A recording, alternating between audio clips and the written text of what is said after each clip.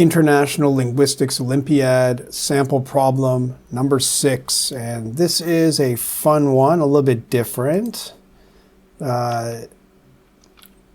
You have your basic translation puzzles, and then you have the miscellaneous, and this is definitely in the miscellaneous category. So what do we have here? Well, we have a whole bunch of adjectives. Right? These adjectives they're describing these people. But of course, these words are nonsense words. There's no clear idea of what they mean, but based on the pattern, we have to figure it out. This is definitely one of the cases where we'd want to take a look at the questions that are underneath, because it's not entirely clear what we need to do here, but let's see. Which are you likely to hear? So suggesting that these are, combinations that would fit together. And then we have this question, the second question, and then that's it. Very simple, 2 multiple choice questions. Which would you be looking for? So suggesting which one is a good adjective. Okay, so how can we tell which ones are good? And how can we figure out what's going on here? So you can see the different ways that these are being connected. Like here it's like something and something, and here's something and something. So yeah, and it looks like this is like the first sentence on the list. It's being treated like that. It's put up here, but it really should be considered one of the first items on the list here. Okay, so we have an and. The idea of something being and suggests that it's of the same type. You wouldn't,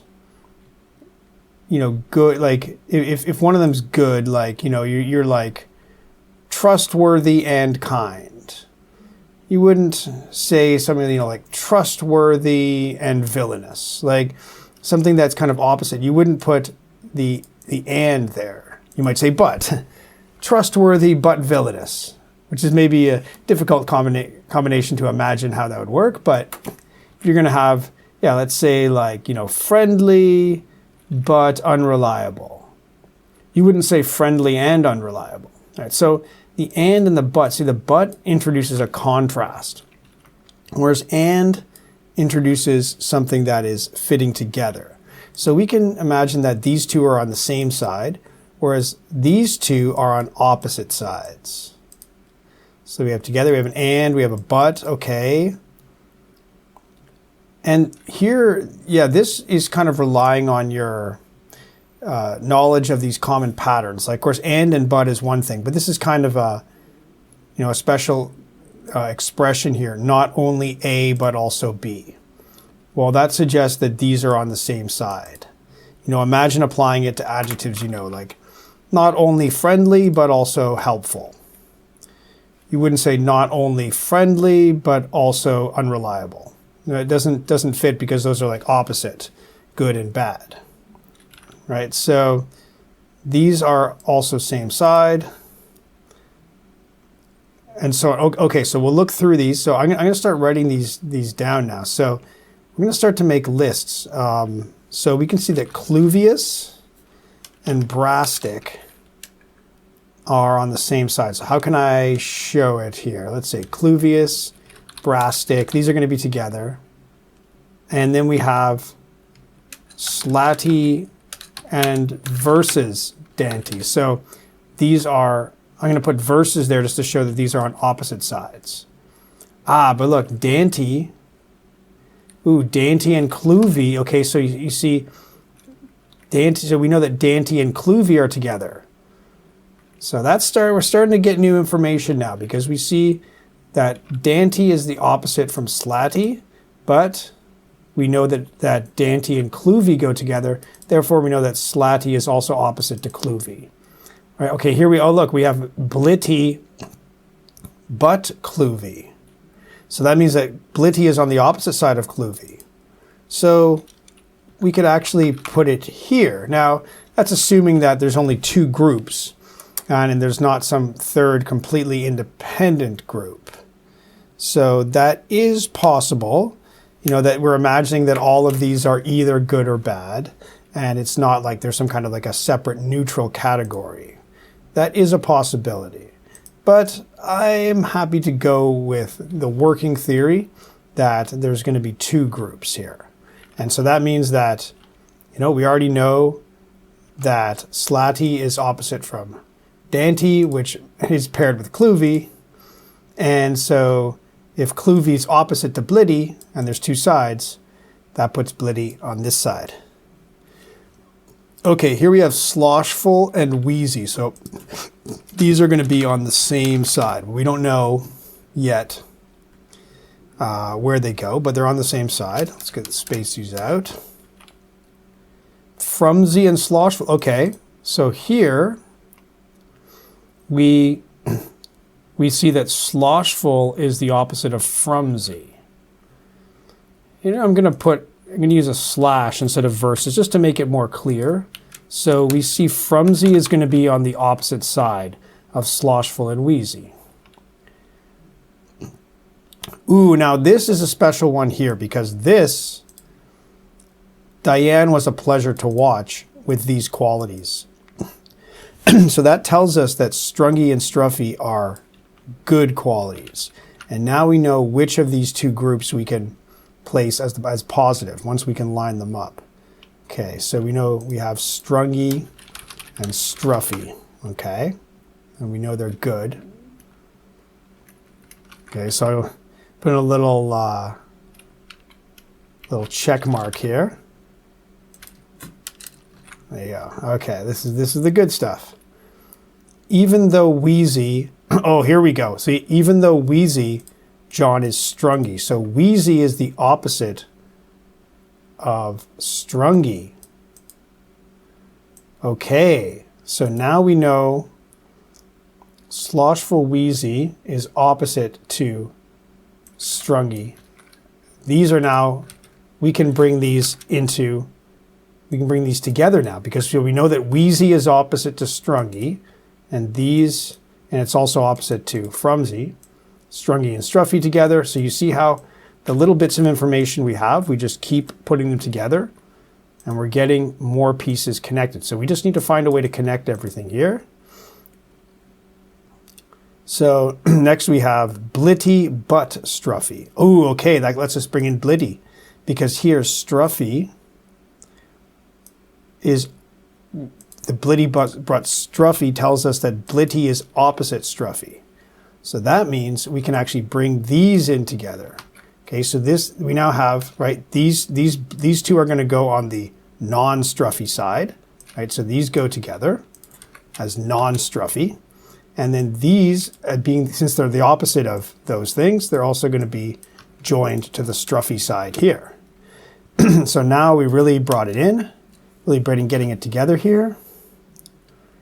And okay, now the final piece that we need, because now we can bring in cluvius, we can get this together. Cluvius and not slatty. So that's kind of like the but here, just making a contrast. So slatty is the opposite of cluvius on the opposite side.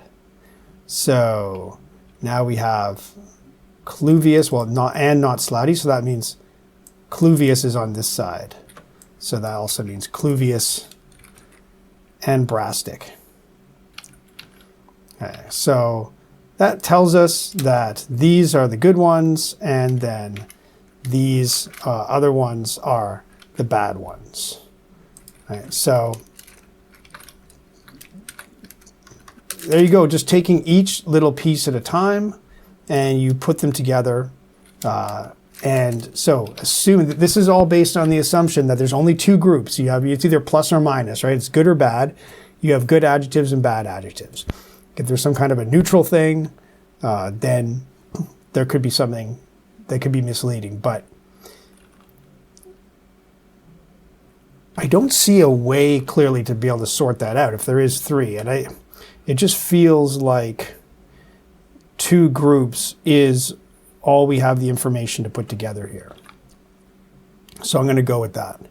So here we can now go in and compare these possible sentences. So here you see an and, right? So what they're suggesting here is that blitty and brastic are on the same side because they're being connected with and. But here we see that no, brastic and blitty are on opposite sides. So you would say blitty, Meredith is blitty but brastic. That would be much more likely. Okay, here we have the singer was not only Molistic, but also cluvius. Oh yes, I forgot to include the first line up here. That should have been included there. We see that we have Molistic and slatty, so that's going to be on the same list here. Okay, so Molistic and cluvius, right? So like not only A, but also B. This structure suggests that these two things are on the same side. It's like, he's not only friendly, but also helpful, and so on. So they're suggesting these are the same side. You could say the same polarity, plus versus minus, positive versus negative adjectives here. So this sentence suggests that Molistic and cluvius are on the same side, but no. So that leaves, since we already eliminate 1 and 2, we can say we know the answer is 3, but of course in multiple choice it's always good to check to confirm. So to see whether maybe we're missing something, we have dainty but sloshful. Okay, so we're suggesting that or dainty and sloshful are on opposite sides, and there they are, opposite sides. So that is something that fits. You're this but not that. So this is a reasonable sentence you could expect to hear, assuming that these are all actual words. In a world where they were all actual words, this would be a sentence that you might hear. And now for this, what are you looking for? Well, we assume that you're looking for good things, and so we simply need to select which of these items is a positive one. Make sure there's only one, so the choice is clear. We see frumsy, yes, so blitty, no good. Wheezy, no good. Sloshful, no good. But frumsy is good. And so there it is, a fun little linguistics Olympiad problem. I think, part of the challenge of this is just to see what's going on, because it doesn't have any kind of predictable structure. It is a very unique puzzle. And one thing that it's really not obvious to look out for is like comparing the things like the ands and the buts, and to imagine which would be, which adjectives go together and which adjectives go on opposite sides. And then you only have one of these sentences actually gives you any clue about which side is the good side. But once you get that piece, each of the other pieces connects together, and you can put together this imaginary world where these adjectives can actually make sense. So that's how you do it, a fun little Olympiad sample problem. You never know what kind of problem you're going to come up with next. And this is one of the unusual ones. But the same principle always applies. You go through, you start to find the pieces, and then each piece you find leads to another piece until in the cascade, it all becomes clear.